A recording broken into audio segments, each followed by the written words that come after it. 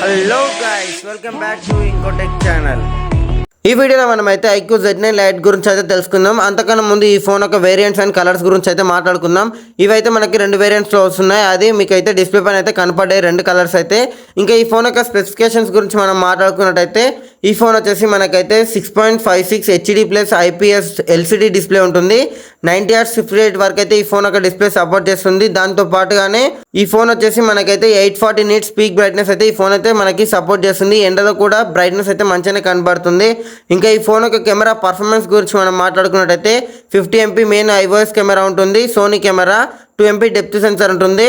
ఇంకా ఈ ఫోన్ యొక్క కెమెరా పర్ఫార్మెన్స్ అయితే మనకైతే డీసెంట్గానే ఉంటుంది. మంచి పర్ఫార్మెన్స్ అయితే ఎక్స్పీరియన్స్ చేయొచ్చు ఈ ఫోన్లో అయితే మనం.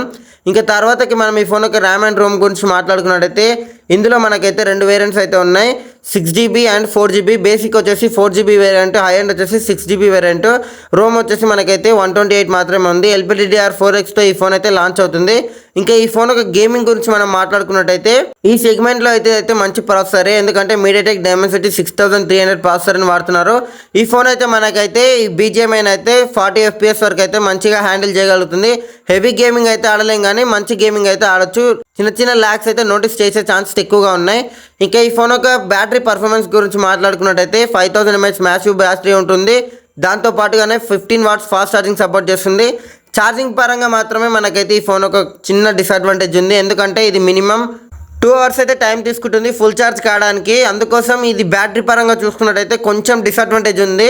ఇంకా మిగతా దాని పరంగా చూసుకున్నట్టయితే ఈ ఫోన్ అయితే మనకైతే మంచి పర్ఫార్మెన్స్ అండ్ గుడ్ లుకింగ్ ఈ ఫోన్ అయితే ఉంటుంది. ఇంకా IP రేటింగ్ గురించి మాట్లాడుకున్నట్టయితే IP64 రేటింగ్తో వస్తుంది ఈ ఫోన్ అయితే మనకి.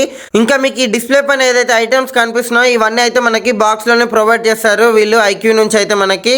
ఇంకా ఈ ఫోన్ యొక్క ప్రైసింగ్ అయితే మనకైతే రిలీజ్ అయితే కాలేదు. ఈ ఫోన్ యొక్క ప్రైస్ ఎంత ఉంటే బెస్టో మీరైతే కామెంట్ రూపంలో కామెంట్ అయితే చేయండి. ఈ వీడియో మీకు నచ్చినట్టయితే లైక్ అయితే కొట్టండి. ఇలాంటి మరిన్ని వీడియోస్ కోసం ఈ ఛానల్కి అయితే సబ్స్క్రైబ్ చేసుకోండి. ఈ వీడియో లాస్ట్ వరకు చూసినందుకైతే thanks. Have a nice day.